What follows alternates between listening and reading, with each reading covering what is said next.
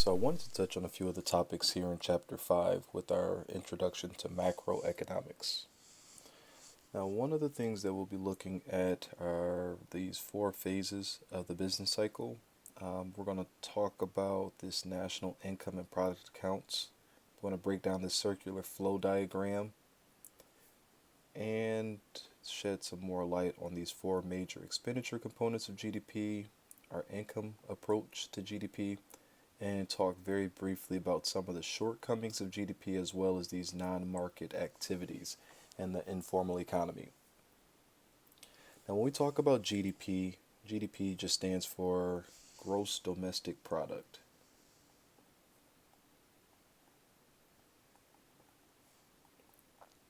Gross Domestic Product.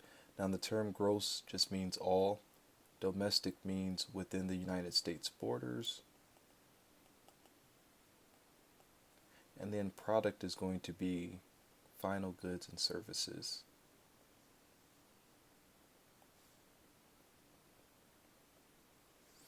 So this is pretty much going to sum up what gross domestic product is. It's going to be the market value of all final goods and services produced in the economy within the United States border. And it's normally for a certain period of time, normally for a year. So we'll have the GDP for 2018 or the GDP for 2017.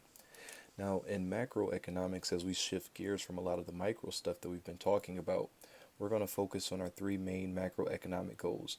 One, we want low unemployment. We want stable prices, so we'll talk about inflation in our next chapter. And then we also want economic growth. So we don't want to remain stagnant as an economy. We want to continue to grow.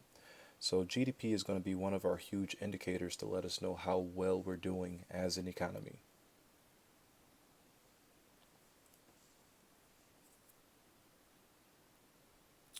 So talking about these business cycles, I want to recreate this little graph here and kind of break it down a little bit for you guys.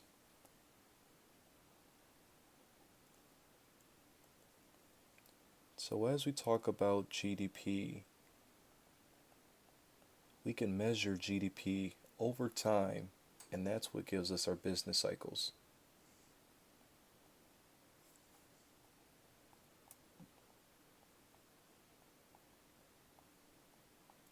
Now, the business cycle is going to look just kind of like a roller coaster. So there's going to be high points, low points, a lot of dips. So this is what our business cycle is going to look like, and it's going to help us to identify these four phases of the business cycle. Now, the first phase is what we call the peak. Now, the peak is going to be the high point. When we talk about GDP, once again, it looks at how much we're producing as an economy. So the peak is going to be our high point, which means that real GDP reaches its maximum.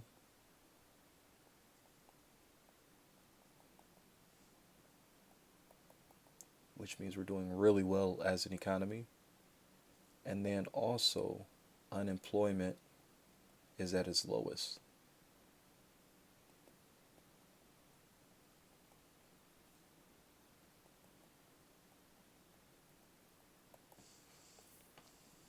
So these are some of the characteristics of the peak when we're looking at the business cycle. Now, after the peak, we have these downturns in the economy where the economy is contracting. This is what we call a recession.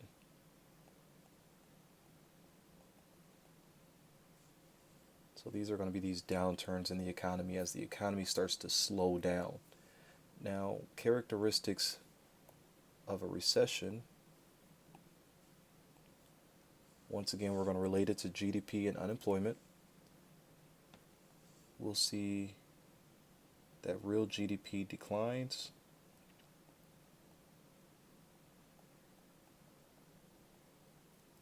And we're also going to see that our unemployment starts to increase.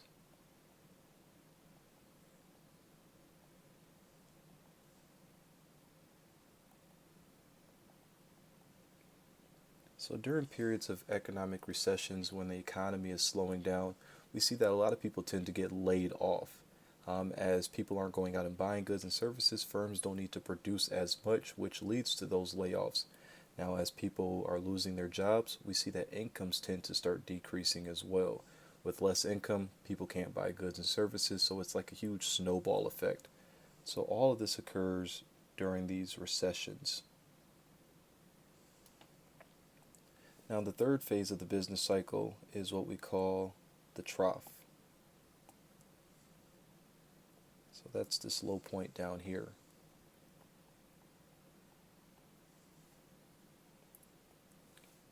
Now, in this trough phase of the business cycle, we're going to see that real GDP is going to reach its minimum. So, real GDP bottoms out.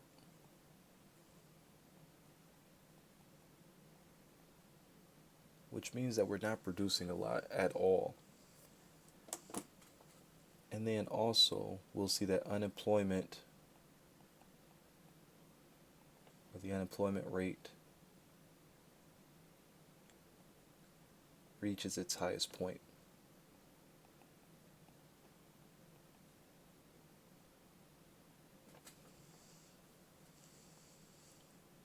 Now, the trough is bad because once again we see that real GDP is reaching its lowest point and also our unemployment rate is very high.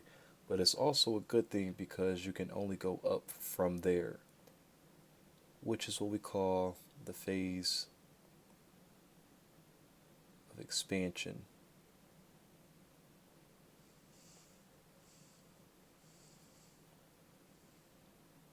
Or often referred to as our recovery phase, where the economy is recovering from that recent recession.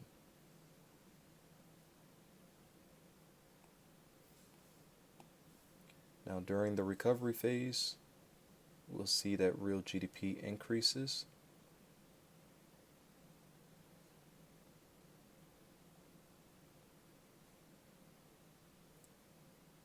And our unemployment rate decreases.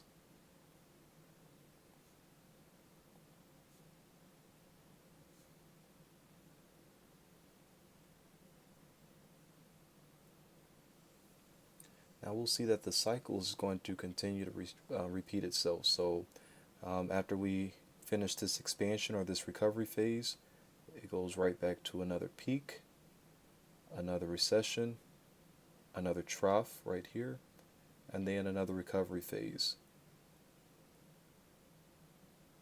And then it just keeps repeating itself. So this is what it looks like in the short run.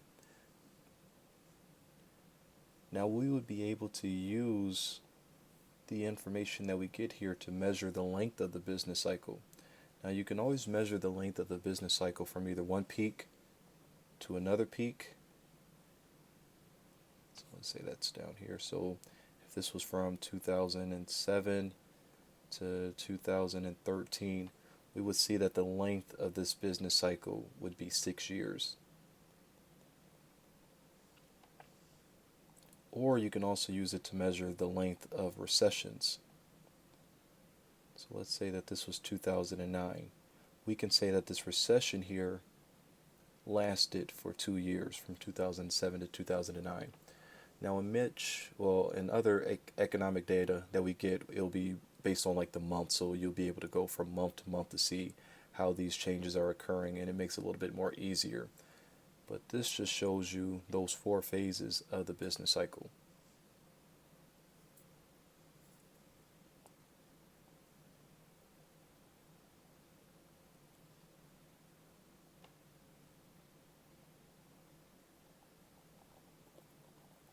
All right, so let's move on.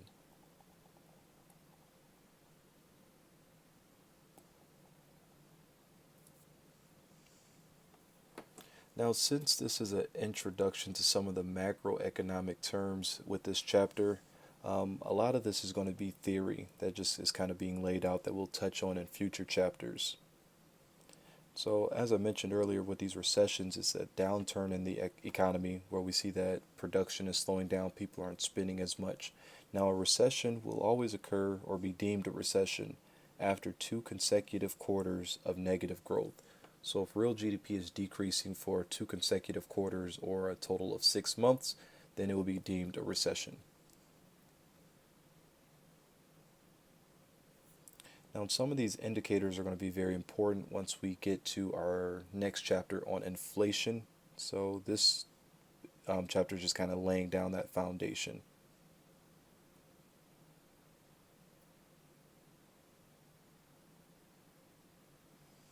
So, this is one of the main areas for this chapter that we're going to be focusing on, which finds out how do we actually calculate GDP. So there's going to be two ways that we can calculate GDP. We can either measure it by adding up all the income that's produced or all the spending that occurs in the economy. And that gives us this circular flow diagram. The circular flow diagram might be a little difficult to understand, so let's start it from scratch so you can see how it actually works. So we have firms or businesses,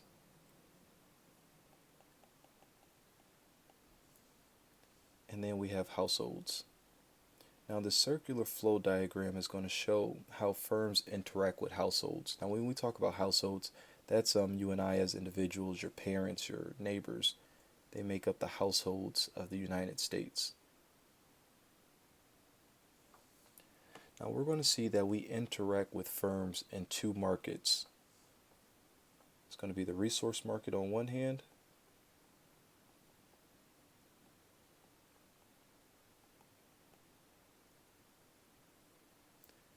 and then also we have the products market.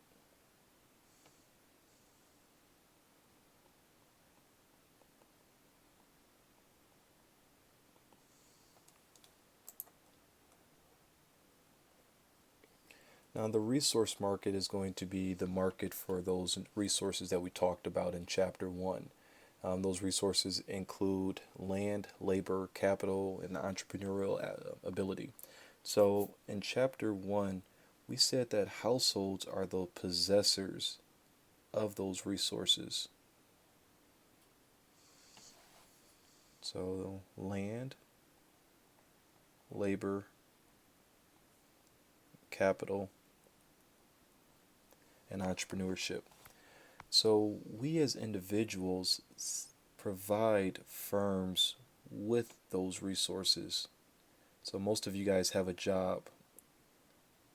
So you're providing labor to a firm. Now firms are going to use these resources to make stuff. So these resources are called the factors of production.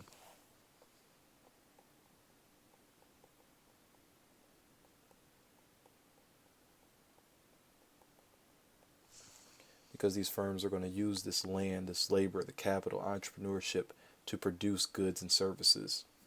Now, many people do not work for free. So, in exchange for land, labor, capital, and entrepreneurial ability, firms pay money.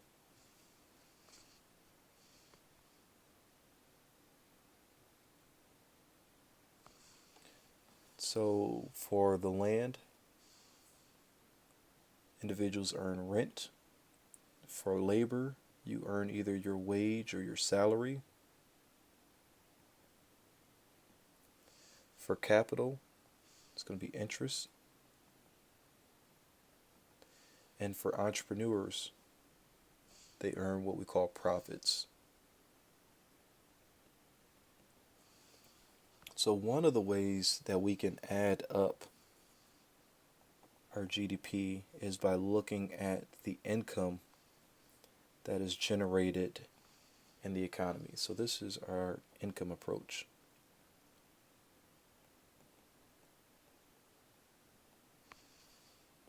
Now the other way that we can track our GDP or the gross domestic product is looking at the spending that occurs in the economy. So we as households also interact with firms through the product market.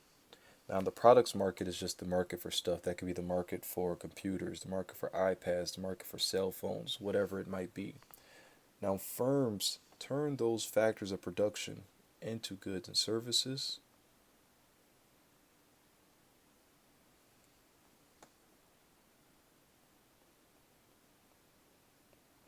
So they sell these goods and services to us as households.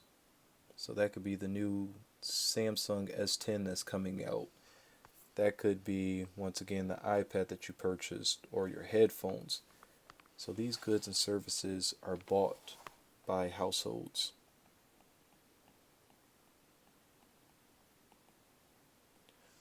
Now, firms don't just give those goods and services to us, we have to pay for them.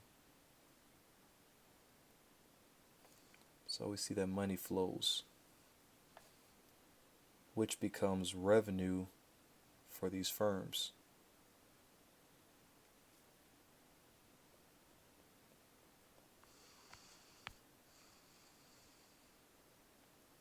So once again, the other way that we can find our GDP is by looking at the spending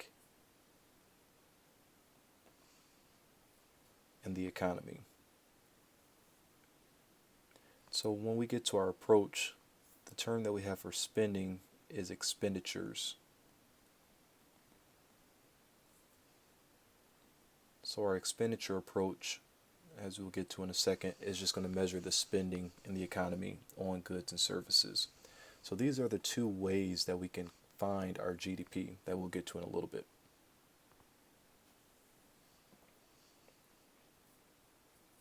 Now, as this slide says, gross domestic product is the most common measure of an economy's size. So it's what we use all the time to measure how well we're doing as an economy. So our definition for GDP, total market value of all final goods and services produced by resources in the United States in a given year. So as I mentioned earlier, that term gross just means all. Domestic means within the United States. And then product is going to be these final goods and services. Now we also have gross national product, which is abbreviated as GNP. Now this is going to be the market value of all goods and services produced domestically and abroad using resources supplied by the U.S. So one of the main differences between GDP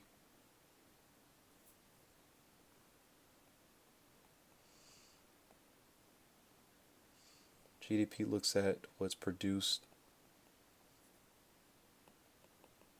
within our borders,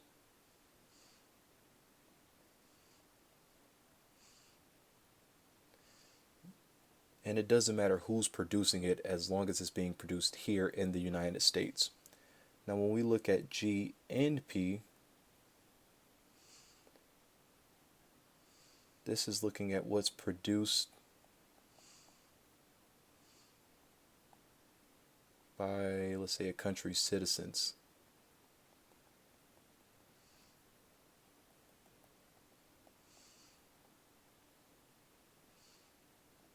And that's including those who are operating overseas.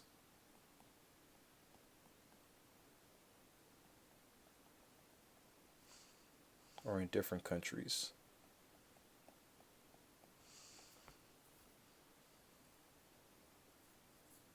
So as we look at our example here, it says Nike running shoes made in China count towards the US's GNP, once again because Nike is a US company and they're producing in a different country. So it'll count towards our GNP, but not our GDP. And the reason why it doesn't count towards our GDP is because it's being produced in China. Now, in order for it to count in our GDP, it would have to be produced within our borders. Now, our other example says that a Toyota Avalon assembled in the United States counts towards the US GDP, but not the GNP. So it will count towards our GDP because it's produced, once again, within our borders. So since it's using the US's resources, it'll be counted towards the US's GDP, but not our gross national product because it's not being produced by a US citizen, since Toyota is a Japanese company. Now, as I mentioned earlier when we looked at our circular flow diagram, there's going to be two ways that we can measure GDP. Our expenditure approach, which looks at the total spending, including our four categories here: consumption, investment, government spending, and also net exports. And then we have our income approach that we'll get to that measures income to various factors of production. So the land, labor, capital, and entrepreneurship. So let's look at these four major categories. Now this Y just means output, so you can even substitute in GDP for that. So GDP is equal to C plus I plus G plus the difference of X and M.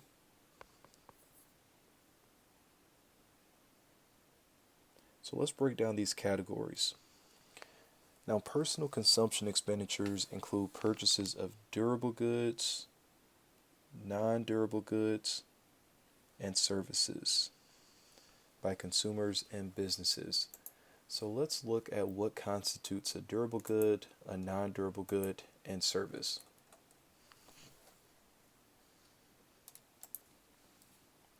Now, durable goods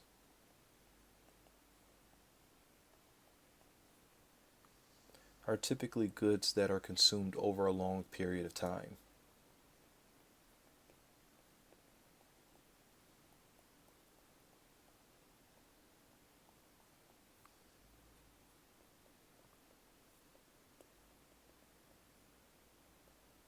Goods that are consumed over a long period of time. So these typically are like your big ticket items. So your cars, appliances, maybe your computers, etc. So goods that yield you some type of utility over more than 3 years is the typical idea for it to be like a durable good. It has to last at least 3 years. Now our second category are what we call non-durable goods.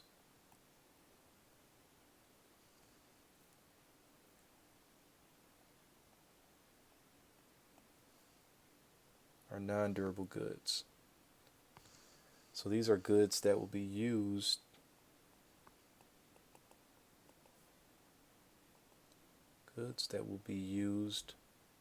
or consumed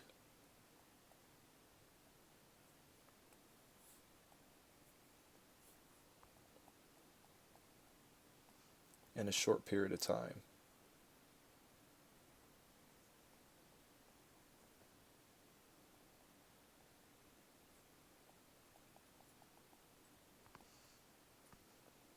So some examples of some non-durable goods can be clothing.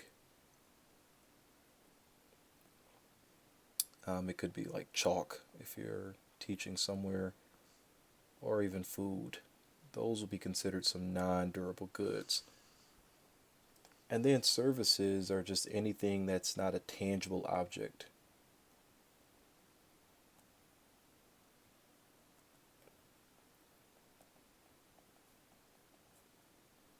So anything that is not a tangible object, something you can touch.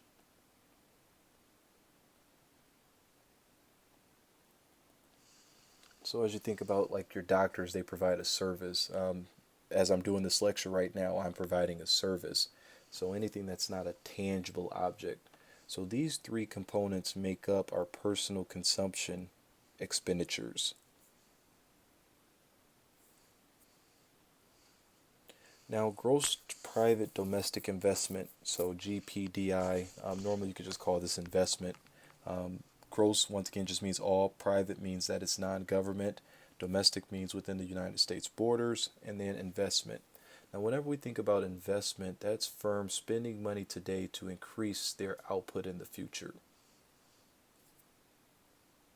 So this could be firms spending money on equipment and software purchases or investment in structures.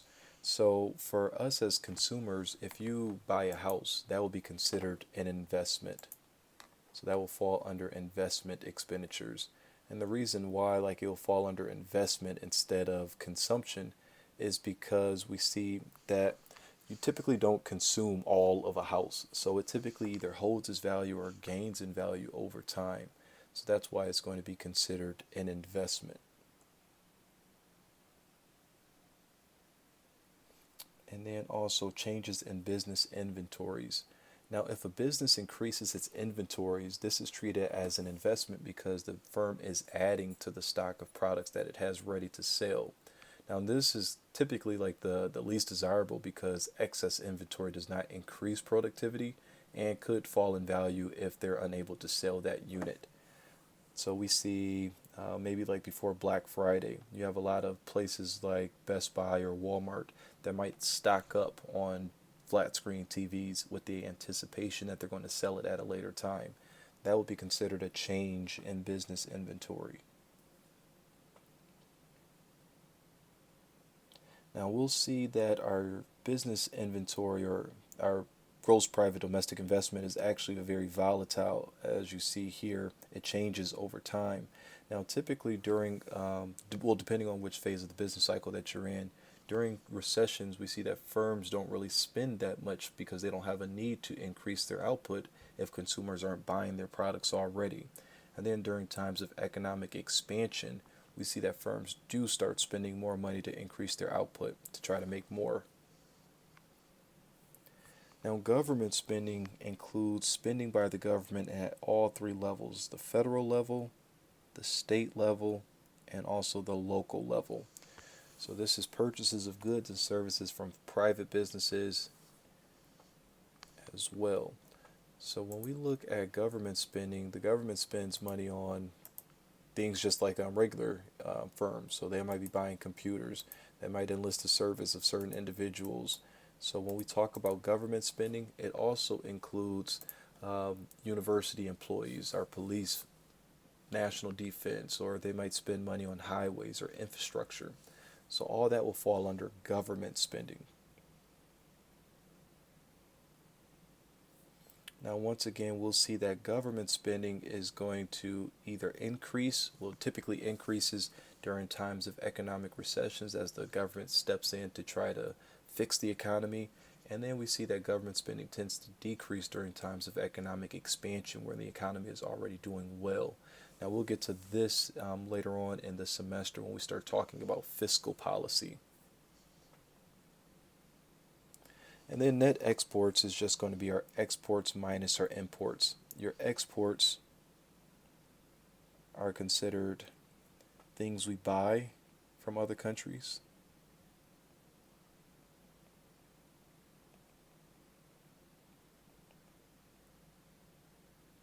Well, I'm sorry, things we sell to other countries are going to be our exports.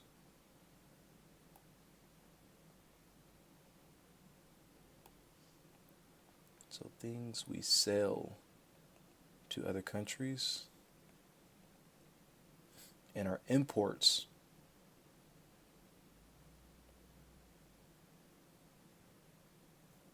would be considered things that we buy. I'm running out of space to write. So things we buy from other countries.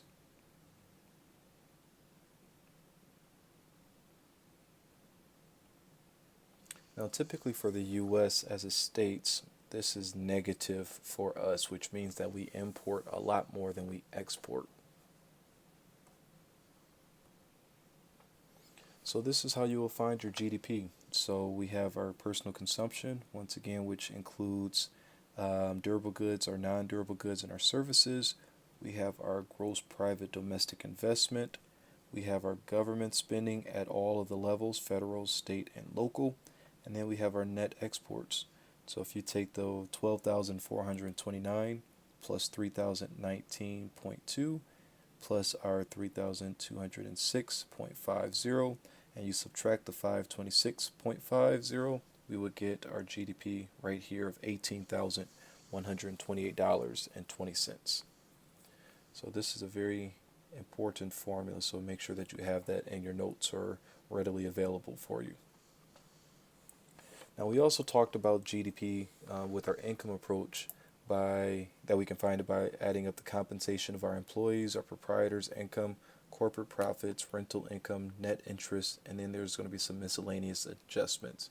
So when we talk about the compensation of employees, that's going to be the largest of the accounts. So that includes like wages, salaries, and even benefits that employees receive from their companies. When we talk about our proprietor's income, this is going to be income earned by unincorporated businesses. So these are going to be your self-employed proprietorships and partnerships.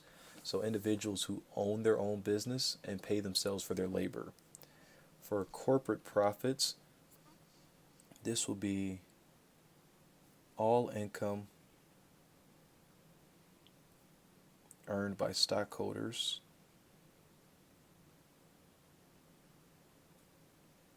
of a company. So all income earned by stockholders of corporations. So this can include dividends that people receive, undistributed corporate profits, which are like your retained earnings for those of you who have taken accounting classes, and then also corporate income taxes. That all falls under these corporate profits. Now our rental income is going to include rents and royalties received by property owners. So if you own a house or an apartment and you rent it out to people, that rent that you generate would fall under rental income. Now our net interest is going to be the difference between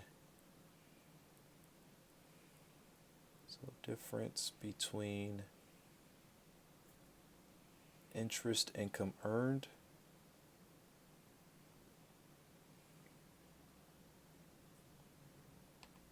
and interest payments.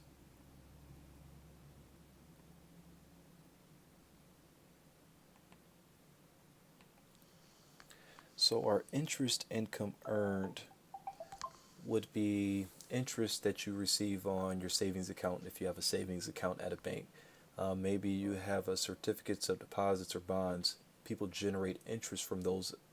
So that will be our interest income earned. Now your interest payments would be like the payments that you make on credit cards. So that interest that you pay on credit cards would fall under interest payments, as well as like car loans and mortgages.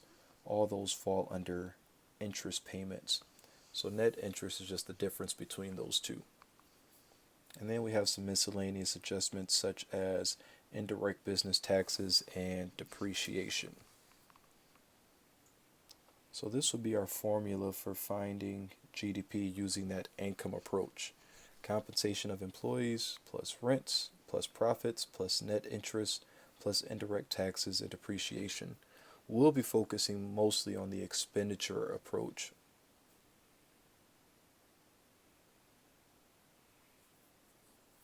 So GDP typically equates to a higher GDP generally equates to a higher average standard of living.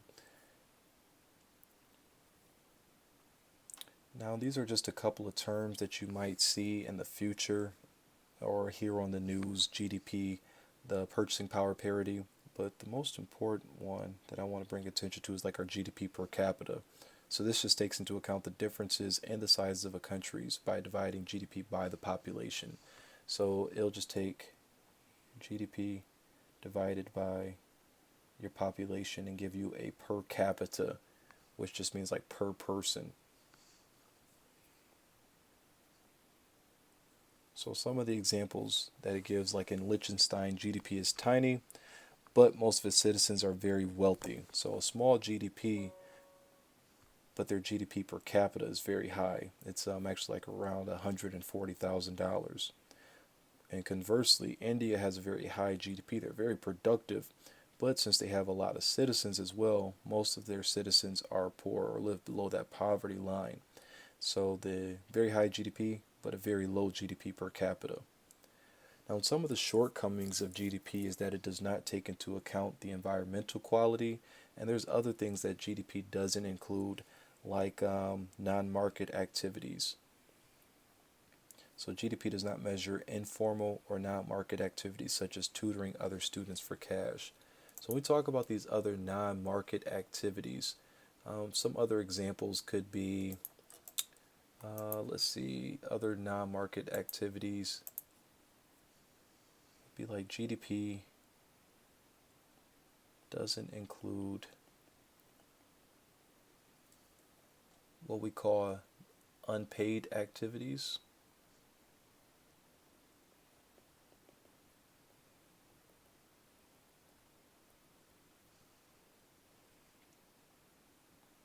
So some examples would be like homemakers, people who stay at home or don't work or they're actually like raise their kids.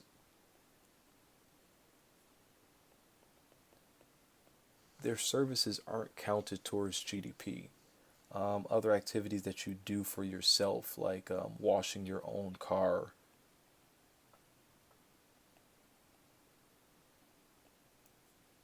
would not count towards GDP as well. So these are what we call these non-market activities.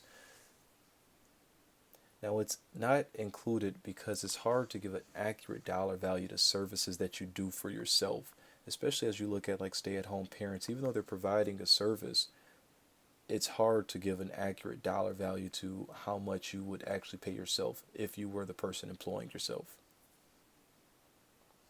And then our informal market constitutes about 10% of the US economy, but it varies from country to country. So when we talk about the informal market, these are going to be final goods that have an established market value, but they're not included because they're either reported, unreported, or also illegal activities sometimes. So this can include gambling, drugs, weapons, or even the production of counterfeit goods. So they have an established market value, but they're not included in GDP.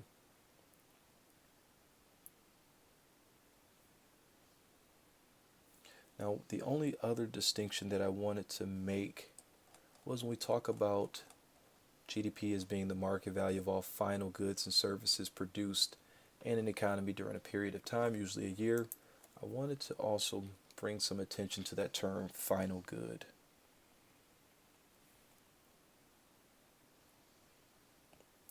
Now, a final good is a finished good or service produced for the end user.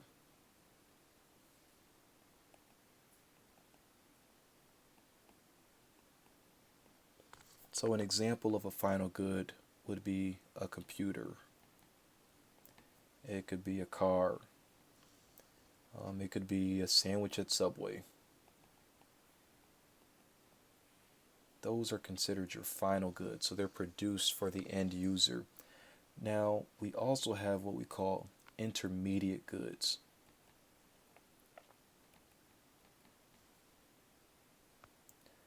Now, our intermediate goods are going to be goods and services used as inputs for the production of the final good.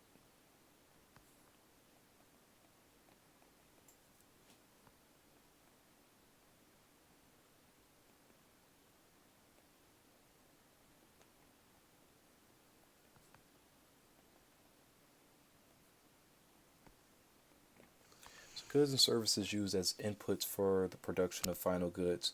So if I'm looking at my example here, so an intermediate good in producing the computer would be like a hard drive. An intermediate good for a car would be the brakes. Maybe intermediate good for the sandwich at Subway would be considered the lettuce. Now, the reason why GDP, the market value of all final goods and services produced in an economy during a given period of time, the reason why we only count final goods is to prevent that double counting. So you don't want to include the hard drive on top of the computer or also the memory that you're purchasing, well, that goes into the computer, because if you do so, you'll be double counting and overstating the value of whatever that good is. So that's why we only count final goods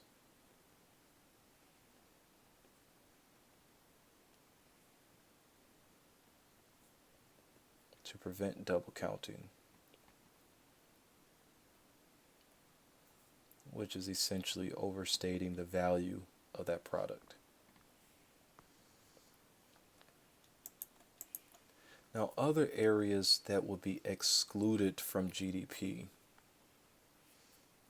We talked about it excludes production abroad by U.S. companies, and it includes foreign companies' profits with plants here in the United States, but we exclude second-hand transactions.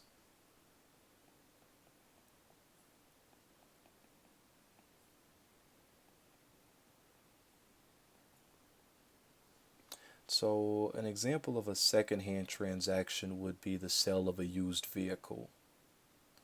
So the sale of a used vehicle would not be included in GDP.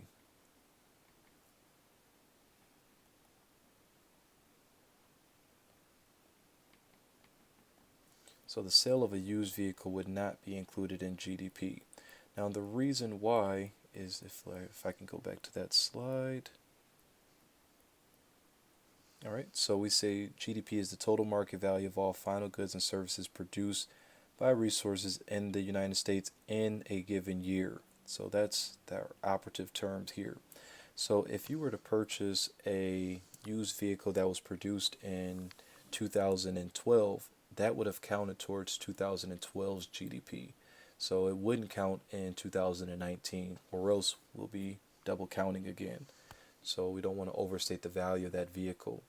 Now, this is a little tip. The commission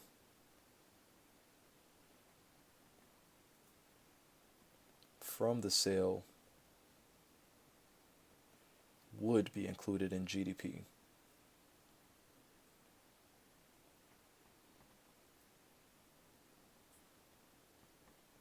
So the commission from that sale would be included in GDP.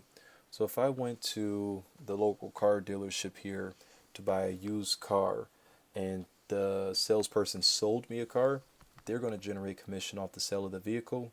So since that service was newly provided, that service would count towards this year's GDP. So the service was newly provided.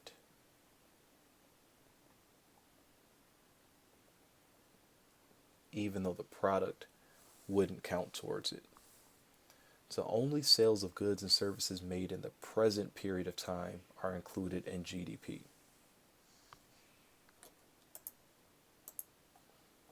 All right, so if you have any other questions, always feel free to shoot me an email, and I'll talk to you guys later.